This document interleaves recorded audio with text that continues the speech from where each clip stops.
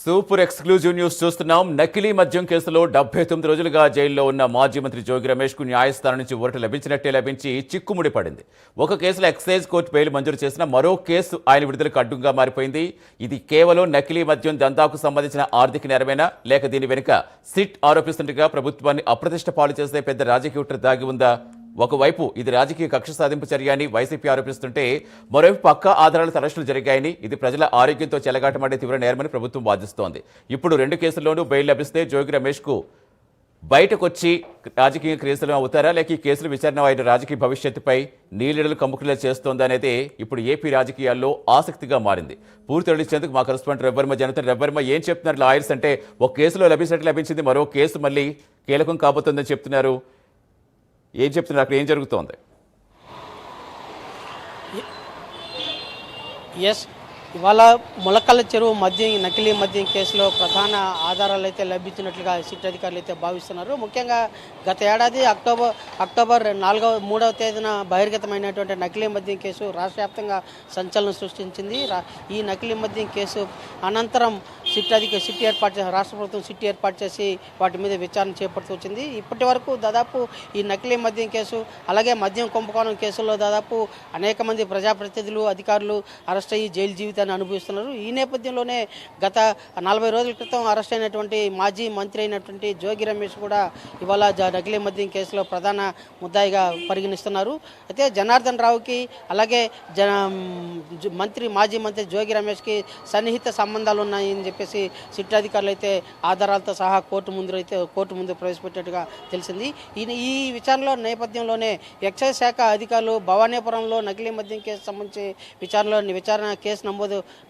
Case నమోదులో భాగంగా అటు జనార్దన్ రావుని, ఇటు మాజీ మంత్రి జోగి రమేష్ని, అలాగే మాజీ మంత్రి సోదరుడైనటువంటి జోగి రాముని, వీళ్ళ ముగ్గురిని ప్రధాన నిందితులుగా చేర్చారు. అంటే జనార్దన్ రావుకి ఆర్థికపరమైన తోడ్పాటు అందించింది జోగి రమేష్ అని చెప్పేసి సిట్ అధికారులు భావించి కేసు నమోదు చేసి విచారణ అయితే సాగిస్తున్నారు. ఈ విచారణ నేపథ్యంలోనే భవానీపురం సంబంధించిన కేసు విచారణలో భాగంగానే నిన్న ఎక్సైజ్ విజయవాడ కోర్టు జోగి రమేష్కి అయితే బెయిల్ మంజూరు చేసింది. అయితే ఇదిలా ఉండగా ములకల చెరువుల నకిలీ మద్యం కేసులో కూడా ప్రధాన ముద్దాయిగా కూడా పరిగణిస్తూ వస్తున్నారు. ఈ కేసులో అయితే ఇప్పటి వరకు బెయిల్ అయితే మంజూరు కాలేదు. ఇదివరకే 2 సార్లు కస్టడీ పిటిషన్ వేసి ఈ ఎక్సైజ్ శాఖ అధికారులు అయితే విచారణ అయితే చేపట్టారు. ఈ విచారణలో భాగంగానే పలు ఆధారాలు కూడా కోర్టుకు అయితే సబ్మిట్ చేశారు.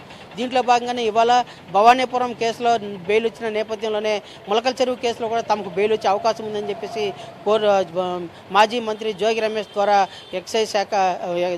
ద్వారా న్యాయవాదులు అయితే బెయిల్ పిటిషన్ అయితే కాసేపట్లో అప్లై చేయనున్నారు. అయితే ఈ పిటిషన్లో కూడా బెయిల్ వచ్చినట్లయితే జోగి రమేష్ పూర్తిగా బయట వచ్చే అవకాశం ఉంది. ఈ పిటిషన్లో కూడా బెయిల్ రాకపోతే మాత్రం మరింత చిక్కుముడి పడే అవకాశం ఉందని కూడా స్పష్టంగా తెలుస్తుంది. ముఖ్యంగా ఆర్థిక పరమైన లావాదేవీలని స్పష్టంగా ఎక్సైజ్ శాఖ అధికారులు కోర్టుకైతే ఆదేశాలు జారీ చేశారని కూడా తెలుస్తా ఉంది. ఈ విచారణ నేపథ్యంలోనే ఇవాళ మరో కాసేపులో బెయిల్కి అయితే అప్లై చేసే అవకాశం ఉందని కూడా తెలుస్తుంది. రైట్, ఈ రోజు పిటిషన్ వేస్తే ఎప్పుడు విచారణకు వచ్చే అవకాశం ఉందనుకోవచ్చు. ఏమైనా అప్డేట్స్ ఏమైనా ఇవ్వగలుగుతున్నారా వాళ్ళు? ఎస్, ఇవాళ మధ్యాహ్నం 3 గంటలకి పిటిషన్ దాఖలు చేసే అవకాశం ఉందని తెలుస్తూ ఉంది. అయితే కేసు కూడా విచారణ కోర్టు ఇవాళ స్వీకరిస్తుందా, రేపు స్వీకరిస్తుందా అనేది జడ్జి ఒపీనియన్ మీద ఆధారపడి ఉంటుంది. అయితే ఈ రోజుకైతే పిటిషన్ అయితే దాఖలు చేస్తారు. బెయిల్ పిటిషన్ అయితే ఈరోజు దాఖలు చేస్తారు. అయితే అది విచారణకి ఈ రోజు వస్తుందా, రేపు వస్తుందా అనేది జడ్జి నిర్ణయాన్ని బట్టి ఉంటుంది. అదే కాకుండా ఇవాళ బెయిల్ పిటిషన్కి అప్లై చేసిన పిదప బెయిల్ వస్తుందా రాదా అనేది ప్రశ్నార్థకంగా మారింది. ఈ విషయంలో వైసీపీ శ్రేణుల్లో తీవ్ర ఉత్కంఠత నెలకొనింది. ముఖ్యంగా నగదు లావాదేవీల వ్యవహారంలో జోగి రమేష్ ప్రమేయం ఉందని చెప్పేసి సిట్ అధికారులు, అటు ఎక్సైజ్ శాఖ అధికారులు ప్రగాఢంగా భావిస్తూ అందుకు తగినటువంటి ఆధారాలను కూడా కోర్టుకు సబ్మిట్ చేసినట్టు తెలుస్తూ ఉంది. దీనికి సంబంధించినటువంటి విచారణ నేపథ్యంలోనే బెయిల్ వస్తుందా రాదన్నది సర్వత్రా ఉత్కంఠంగా మారింది.